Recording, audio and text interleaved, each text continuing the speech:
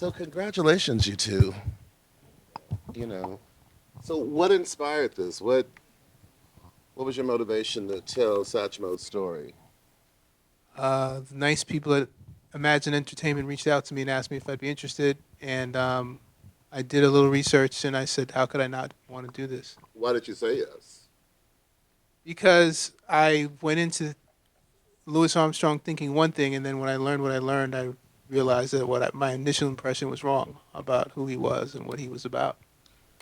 Like journalism, a big part of filmmaking is discovery. I mean, what did you discover about the man once you really got underneath the surface of who he was? Well, as someone who came up with hip hop and Public Enemy, what I knew of Louis Armstrong just didn't jive with the consciousness that I was looking for in my teens. And when I learned that obviously he's a man of his time, you have to consider where he's been and where he's come from and what it took to become who he became. And, here's a man with a fifth grade or pretty much no formal education who's a prolific writer, fine artist, singer, you know, play his instrument like no other, and was able to make his way in America then. Even now, it would be tough. I mean, who can you name now in the modern context who's Louis Armstrong? He's funny. He's got good style. I mean, who's got all of that in one package? I've never seen anyone like him, and I didn't know that. Julie, how about you? What brought you on board? Well, very much like Sasha, the amazing team at Imagine Documentary Films put us together. We actually hadn't even met before, but for me to be, asked to produce a film about Louis Armstrong was a great honor for me. I mean, he's a tremendous musician, a tremendous ambassador for humanity in general. And I, like Sasha, knew a certain amount about Louis, but when we were given access to the archive, there's the amazing archive at the Louis Armstrong Foundation. As you see in the film, he starts recording just meetings with friends, parties, just anytime he's got people around him who want to talk. And we got to see a side of Louis that not many people were able to experience. And to bring that to the audiences was just such a thrill for all of us. So he had the understanding that his story was important.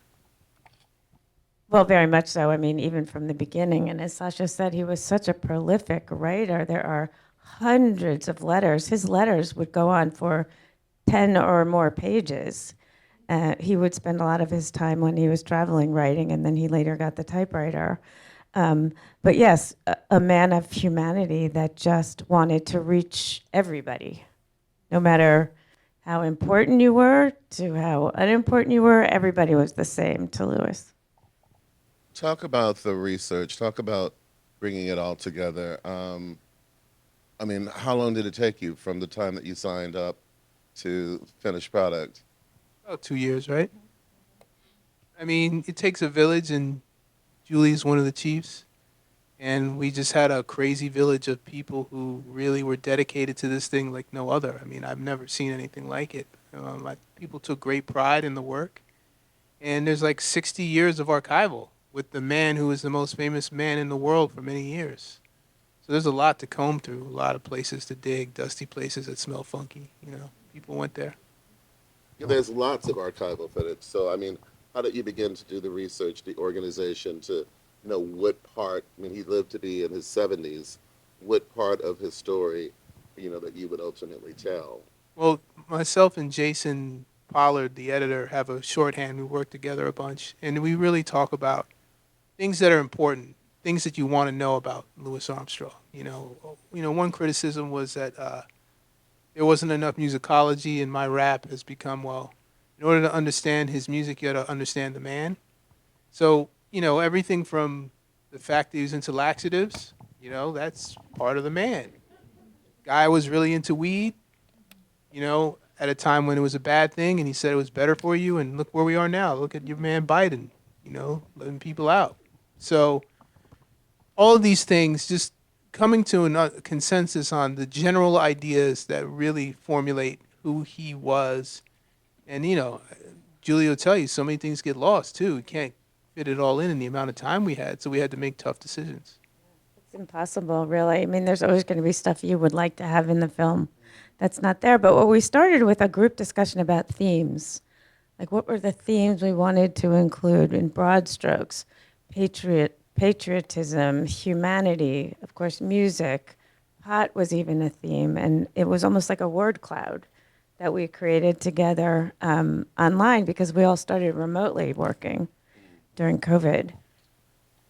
And when you think about the enormity of his celebrity, I mean, it transcends, his art. I mean, there are buildings named after, Louis Armstrong, and who can use? There are not too many artists that you can actually say that about. I mean, ultimately, what do you think it is that allowed him to touch people's heart in such a way that that you would name buildings and enshrine him in a way that is normally not associated with musicians. I think he was just pure, and I think it was very relatable, and people were taken aback by how honest and how pure he was. I mean, when he's on TV and he tells the story of the guy who gave him the advice that when you go up north, you need one white man to say you're my N-word. You don't see that Tony Randall of Odd Couple fame is sitting next to him wincing like, oh my God, how can you say that? But he knew exactly what he was saying. What he was saying was, you all put me in this position. And this is how I had to navigate. This is what I had to do. And the question becomes, well, he said the person who told him that, gave him that advice, wasn't the most elegant person, right? So he's acknowledging that it's not elegant language or this person's not elegant. But he's taking this advice very seriously. And the question becomes, was Louis Armstrong wrong? So, and he got in trouble. I mean, he clearly, from members of the black community, had a hard time reconciling what was perceived by many to be, an extension of step and fetching, or of being, of adopting a character or characteristics that weren't in keeping with what African American people wanted to be associated with. But what you're saying, in fact, is that he was being his authentic self. That's what Miles Davis says in the film. Okay. He says he's, when he's the guy you see is who he is with his friends. This is who he really is. So then he's that way in front of his friends, but then when he's that way in front of white people, then all of a sudden he's an Uncle Tom. Mm-hmm. Is he an Uncle Tom if he's just doing it with black people? Now, what about the comments that Ozzy made, where he said that there was,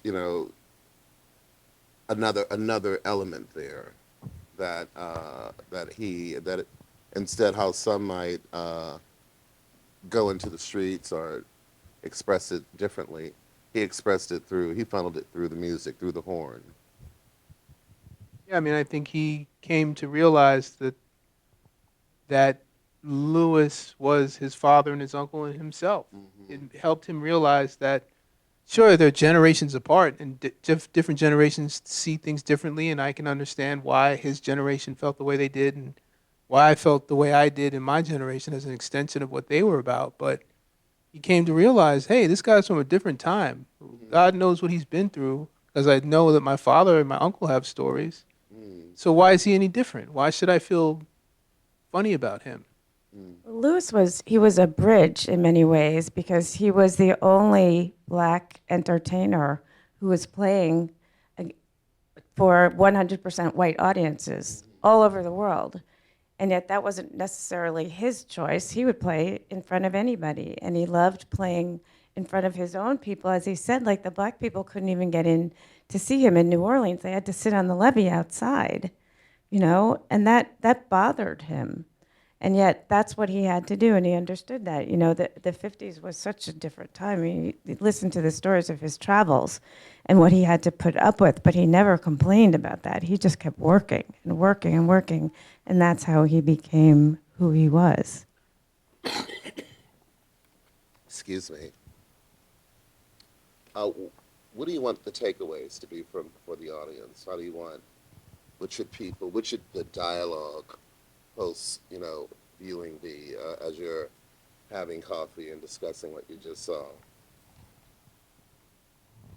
And it's a portrait of of an extraordinary man who was just a man with extraordinary gifts, but still had to deal with America. Still found patriotism at a time when, he and his people were being oppressed, and still found a way to find pride and put all that he had into his art in spite of that. I think that's an inspirational story. I think it's, especially in the times we're in now, it's like everything that's in this film is now. It's like it's now. What's different? You know? And he's dealing with this 60, 70, a long time ago, but we're still dealing with it now. Was there any interaction with the family or family members as you began to make the project? It's the foundation, really, the Louis Armstrong Foundation. He didn't have any children. Lucille died 10 or 15 years after Louis did, but they started the foundation while Louis was still alive. I think they started with just $40,000, but they wanted to really document Louis's life and his experiences, and they started the foundation long before Louis passed away, and they always wanted his life to be remembered and all the things that he went through. And he had 116 scrapbooks. Wow. He documented his life, religiously in a sense. And so I think that the conversations that get started after seeing this film are really fascinating, because I think people see a very unvarnished picture of what it's like to be a black man in a white world, and yet they see a true humanitarian who really loves so many different kinds of people. I mean, honestly, the scene in the dressing room with all the different people in the dressing room, that's what he was like. He welcomed everybody into his life. Why don't we open it up to questions from the audience? Stand now.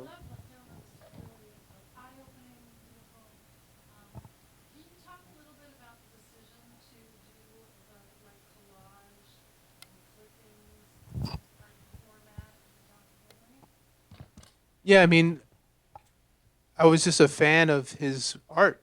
I was blown away by it. Didn't know that he did it, and I felt like it was such a personal look at who he was.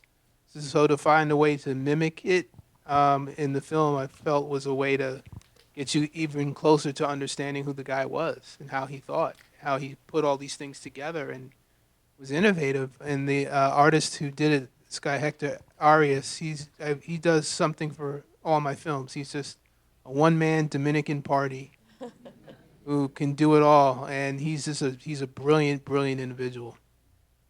It gave us a real opportunity to bring a visual sense to Lewis's stories, for which there was no archival material, and really bring them to life in a way that if we had just used still photos or headlines or something like that, it would have not been the same sort of magical feeling you get from what Heck has created.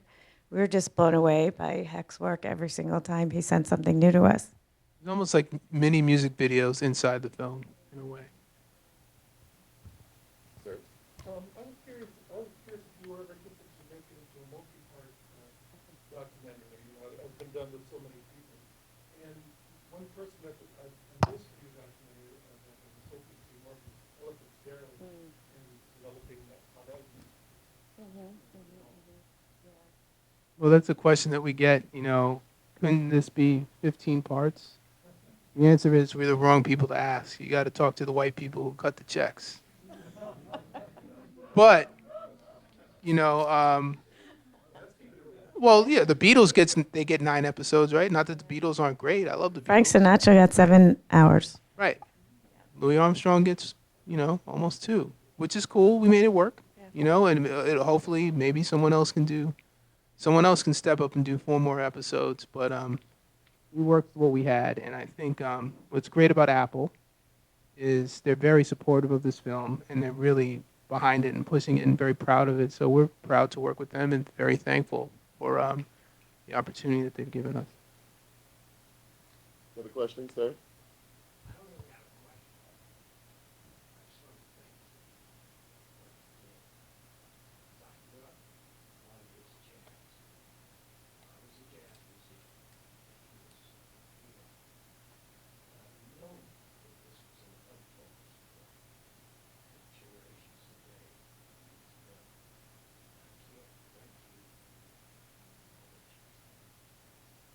Well, my pleasure. And I think what's great about it is, like for instance, the narrator was a rapper named Nas, who was here. He left after the film. He hadn't seen it. He really liked it. But it's such a contemporary, like I said, it's what's his story is now. Nothing's changed. So I think when other folks, younger generations, other people see this film, they're going to see themselves. America can see itself. He was trying to get America to live up to the brochure that America's been putting out for years about, pull your pants up and, you can do anything you want. And he lived up to that for sure. But America didn't keep its end of the bargain. And we're still dealing with trying to figure out the bargain or the discount or whatever it is. We have the wisdom to know music is a universal language. We create a brand new language of music. There's just, he's one of the greatest people in the 20th century. He probably knows done something. Yeah, and when Imagine called me, I didn't know. Like you said, you make these movies and you learn. It's journalism, and I was knocked out by the journalism. The discovery of Unbelievable. someone being something totally different than who you may have thought at first. Yep. Any other questions?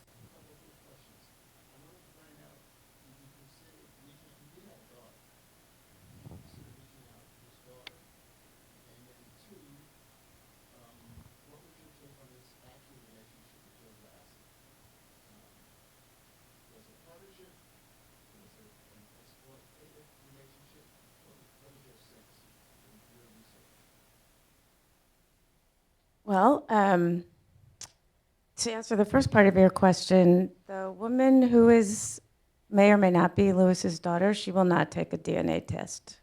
She has refused to take a DNA test. However, her mother was a friend slash perhaps a girlfriend, and Louis did support them. He gave them money. There are letters documenting that, but whether or not she is really his daughter, we don't know that. And in fact, there is a story about whether or not at the Waifs home, the young boys were castrated at the Waifs home, part of the eugenics of that time. And the fact that Louis had 4 wives and loved children and didn't have any children makes you really want to question that part. So I think the answer is we don't know. We don't know. But he did also say that they nearly adopted a child when they were in Africa, but they didn't have enough time. Do you want to answer the second And part? he was very tender and loving, and he loved Lucille. But let's keep it a buck. He had multiple liaisons on the road, and even Lucille was like, "Come on, we know that you're doing your thing, and you don't have any kids." She had to cut the check sometimes, so she knew, but no one really fully believed. But who am I to say that that wasn't her dad? But that revelation came along when we were almost done with the film. What was the other question? Glazer. He traded one gangster for another, but okay. The N-word is used a few different ways in the film. I don't know if you picked up on that. And his, black friends referred to him as an N-word with an A. So, they said that he grew up with blacks, they loved blacks, that Joe Glazer was responsible for his success. So, it's the music business, it's dirty, but they had no contract and they were friends, and supposedly Louis died with a lot of money and Glazer died with money that was, comparable to what his job was. So, seemingly, it was a positive relationship. In fact, the Ricky Riccardi, who's the scholar and who is the curator of all things Louis Armstrong, said that they died with nearly the same amount of money in the bank. And Glazer died just months before Louis did. Yeah. And he managed a lot of other people, too. He didn't just manage Armstrong. He was making money with other artists as well. Billie Holiday. And this sort of takes us back to one of the questions. You have 2 hours, so how do you decide what you're going to put in that in that space? And so obviously this was something that simply you determined not to include? Well, it's sort of like, it's a little like sending out a rumor that we don't even know it's true. So I don't think it was something we would have felt comfortable bringing up without a little bit more documentation. I think it would have been a little irresponsible for us to throw that out. It would have taken away from many other things, yes. Yeah, I mean, I think humor is important. You know, he was serious about laxatives, but it's kind of funny. You know, I thought it was funny. Next question. In the back. I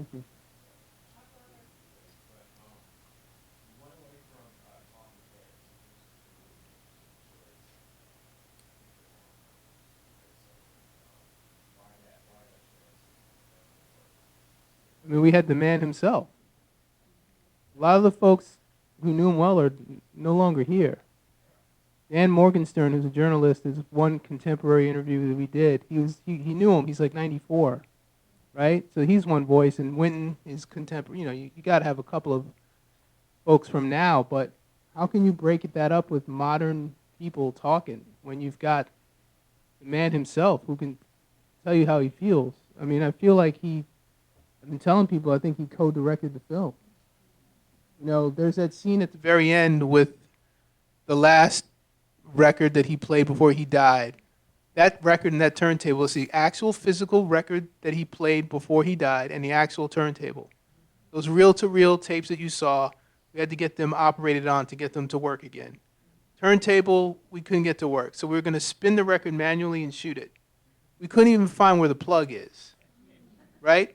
Don't you know that the turntable started to work and no one knew where the source of electricity was coming from?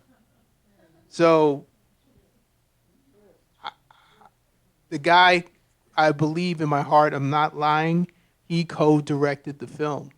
He left all the material behind. He said, here's everything, scrapbooks, me talking shit, great performances, my second wife, telling me what to do and me listening to her. That's the other thing. It's like he had women in his life that he listened to. He told them to man up, and he did. What if he didn't listen to Lucille and just stay with Mr. Joe? Because he sent for him, you know what I mean? It's like, this guy was really advanced. The other thing is that we found an archive of oral histories that was recorded by the National Endowment for the Arts in the 70s. And so SACHA only wanted people who had played or known Louis at that time. So all of those interviews from musicians from the past were people who had real experiences with Louis. So we didn't really have anyone talking about a Louis that they didn't know. So all those interviews were people who had either played with him, traveled with him. So those are very real stories from the heart. And that was just fantastic discovery. It just gave the film a whole new dimension of people who knew Louis talking about Louis. Any more questions?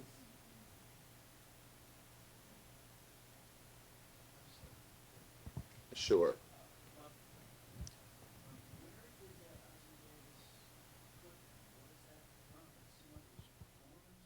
Yeah, so Ozzy and Ruby had their own television show, I think, back in the 70s. And it was done by a PBS station somewhere in the Midwest. And that's a clip from their show. And we had an amazing archival producer, Amilka Palmer, who found that clip. And we were, it speaks volumes about what we were trying to say, that Ozzy said. And so such a really well delivered idea and story of describing Louis and his needing to cross two worlds and putting up with being perceived as one thing or another. Now, besides the alleged daughter and manager, were there any other parts of his life that you wanted to include or just didn't have the space and the time to keep in?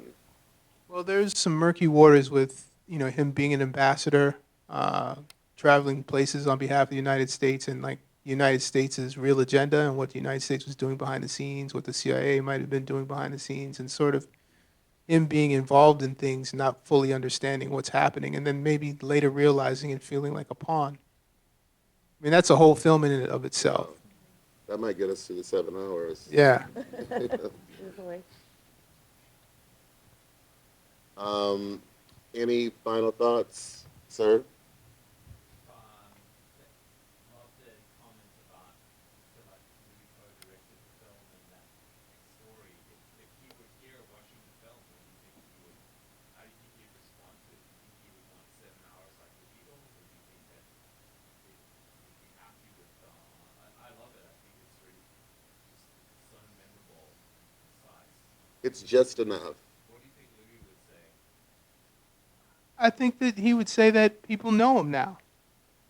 You know, you can walk away saying, I have a feeling I have a, because by the time you get to the end of the film, it's actually kind of sad. I mean, you know he's going to die.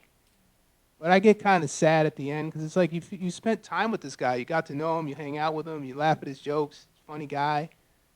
Sad, you know? But you know him. That's why it feels effective, because after spending this time with him, you feel like you know this guy. You've invested in him. You love his music, or now you love it, or you're learning about it. And now that you know more about him, you might invest more in the music.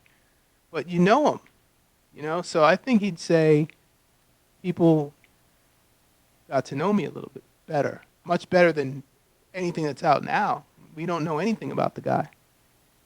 Well, I think I'll hear his music differently now. So thank you. Great film. Thanks. Oh, it's, okay. You.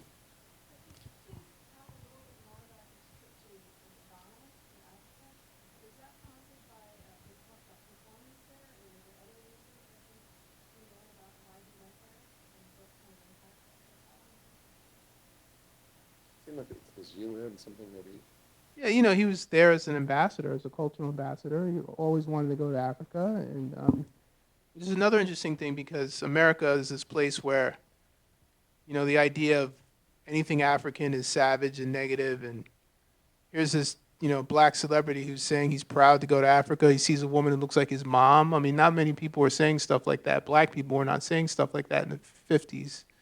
So, you know, he was there as an ambassador. And, you know, on behalf of the United States government, I'm pretty sure. The second trip that we took out. There was a second trip Right. to Ivory Coast. which is in the middle of it was in the middle of the revolution, where he was sent by the American government the government meant jazz ambassadors to spread democracy during a time when in the 50s, when the United States felt like the whole world was going to fall to communism. So they're sort of like propping up how great democracy was by utilizing these jazz ambassadors to go and play jazz, which was an American, you know, creation, and this will tell us how great America is. And that's why people like Louis, where he says on the tarmac they were going to send him to Russia. And he said, if I go and they ask me about what's going on in Little Rock, I'm going to tell them the truth. That's why maybe they shouldn't send me right now, because I'm going to tell them what's happening here. And the prime minister in Ghana was the prime minister at the time of Ghana's independence. So maybe there was some sort of messaging, you know, associated with that. So, an amazing catalog of songs. Now that you've, you know, spent all of this time with him and have a better understanding of both the man and his artistry, what's your favorite Louis Armstrong? Well, my favorite song was always What a Wonderful World, but what I learned was the older music, like the Hot Five and the early stuff that we heard. I play that all the time now. Okay. And I had never listened to that earlier music, but I learned an appreciation for it, like the story about the solos and the high Cs. And he was the first jazz soloist. Prior to that, jazz had just been played as a band, as a group. So when I learned more about that early music, I became a much bigger fan of that music as well. For me, Cold Card Blues, which is in the film, now that I know more about him and the stories behind it, it just feels, I can see him singing it, you know, and really feeling it, meaning it, and it having meaning to him. So I just want to say one more thing about Terrence Blanchard, who did who was the composer of the film. Is when Terrence got on the phone with Sasha and I, the first thing he said was, "I'm not playing any trumpet, no trumpet." He said, "I'm not going to play trumpet against Louis." And so all of the composed music it's just piano, strings, no horns. And that was something very respectful that Terrence, he's a trumpeter of, considerable talent and didn't want to play trumpet against Louis, but actually came up with a score that's just stunning. Now, did you seek him out because he is from New Orleans, from Louisiana? Okay. Yep. And Terrence loved Louis. Just, he said, "I have to do this, guys." Yep. I mean, it's just amazing, the airport where the U.S. Open is played. I mean, that his legacy has moved so far beyond music. So, thank you for this opportunity, for us to learn more about who he was and to sort of get underneath the surface of that, of what we've seen. But it's just this. It just gives you a greater sense and a greater understanding of what, who the man was. So thank you so much. Thank you.